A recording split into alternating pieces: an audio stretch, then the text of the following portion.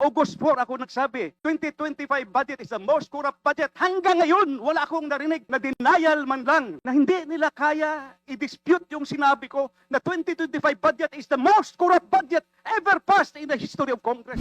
So So kung isang congressman, sabi nyo kanina kahit sino masagasaan, wala tayong sasantuhin, kahit congressman, kahit senador. Eh kung ang congressman hindi pa pwedeng maging resource person at hindi natin pwedeng pa-testify under oath, eh di ibig sabihin sa usapang to, exempted ang congressman. Here is the USB. Sinasabi, paano nagkaroon ng insert. Under the name of Congressman Saldico, ang insertion sa BICAM as proponent siya is 13,803,693,000.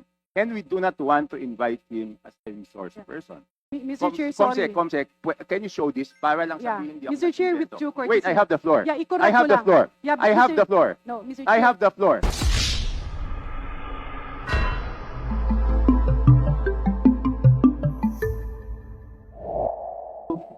I would like to second, yes or not?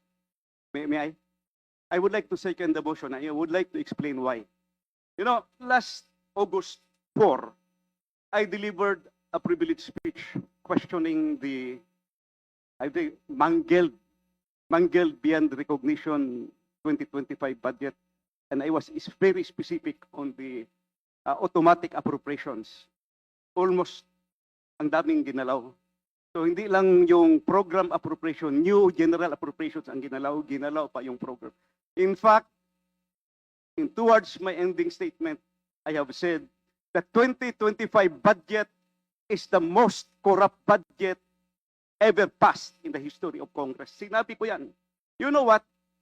Nung araw sa time namin, pag may nag-mention sa previous budget, yung former chairman, tatayo kagad yan sa plenary. Magsasalita, question of privilege, individual and collective privilege, i-explain kung anong nangyari. Mr. Chairman, August 4 ako nagsabi, 2025 budget is the most corrupt budget. Hanggang ngayon, wala akong narinig na denial man lang sa previous chairman o sa previous members ng committee. Does this mean na hindi nila kaya i-dispute yung sinabi ko na 2025 budget is the most corrupt budget ever passed in the history of Congress? So I second that motion, Mr. Chairman. Mr. Chairman, I am objecting on the motion. I am objecting on the motion. Chairman, I would like to know the reason why, because I would like to find out if we're going to invite them here, are they resource speakers or they are members of the House of Representatives? Are we going to ask them questions? Are they going to answer it? We'd like to find out.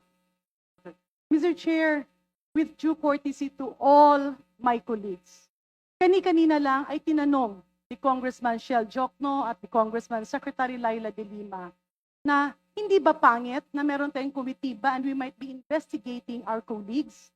That's precisely the reason, Mr. Chair, why we are all here, because of our oversight powers. Yes, tutumbukin yan by the third-party investigators, and if there are cases, let cases be filed against the personality. Pero ang punto ko lang, Mr. Chair, I am appealing to our members, wag po nating ilihis na patuloy ito na nangyayari. Nagbago na ang chairman ng Committee on Appropriations, nangyayari pa rin. And tila ako, nung pag-aral ko ng 2026 proposed NEP, merong mga napasok na flood control projects na hindi nang galing sa baba. Mr. Chair, with due courtesy to my colleagues, yes, tumbukin natin later ang Committee on Appropriations, but for now, we have the officers that resigned. I'm not sure if it is already accepted, officials of the Department of Public Works and Highways. We need to know paano ito nangyayari. And also, Mr. Chair, if I move forward, the intent of this committee is to exercise of oversight powers to put in and instill measures para hindi na maulit. Instead of focusing on a single situation, as reiterated, as conveyed by my very good friend, Congressman Ungab, baka pwedeng, we can invite them. We can invite a colleague who is not a member of the four committees. So the former chairman of the Committee on Appropriation is not a member of all the committees here. eh pwede naman niyang imbitahin. Why do we have to put on motion? Let us not make the investigation personal. Let us all work together so that in the 2026 budget, while we are ongoing the deliberation, let us identify yung mga singit na flood control projects, yung mga cat's eye na nandiyan pa rin at hindi pa rin natatanggal. Let us do our job by putting a permanent seal to all these anomalous things. With that, Mr. Chair, may I appeal to my colleagues? Yes, let's invite the personalities mentioned. Let's do away with motions and divisions of the House because we are losing focus. Balikan natin, ano bang iniimbestiga natin? Na mapunta ang pera ng taong bayan sa tamang proyekto. Na mapuntahan ang investigasyon sa dapat na mga baguhin, that we have a new secretary, that we will be helping him, maybe put everything in place, all the safety measures, at yung mga admin orders, executive orders na nandiyan dyan, tanggalin na natin while we are all here. So again, Mr. Chair, may I repeat my appeal. The focus of our investigation is to nip the bud, putulin ang ugat para hindi na ulit tumubo.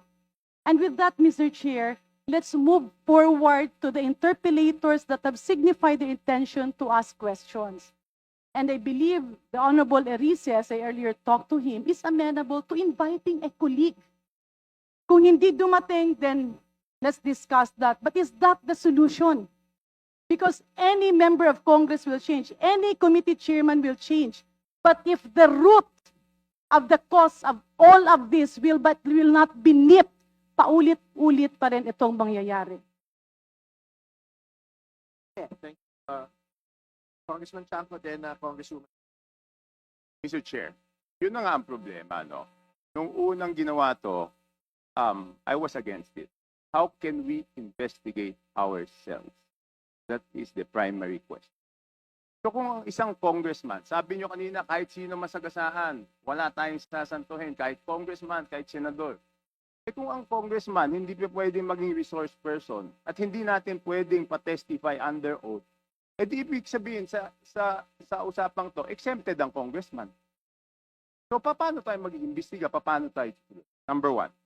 Number two, Mr. Chair, here is the USB. Sinasabi, paano nagkaroon ng insert? Under the name of Congressman Saldico, ang insertion sa BICAM as proponent siya is 13,803,693,000. And we do not want to invite him as a resource person.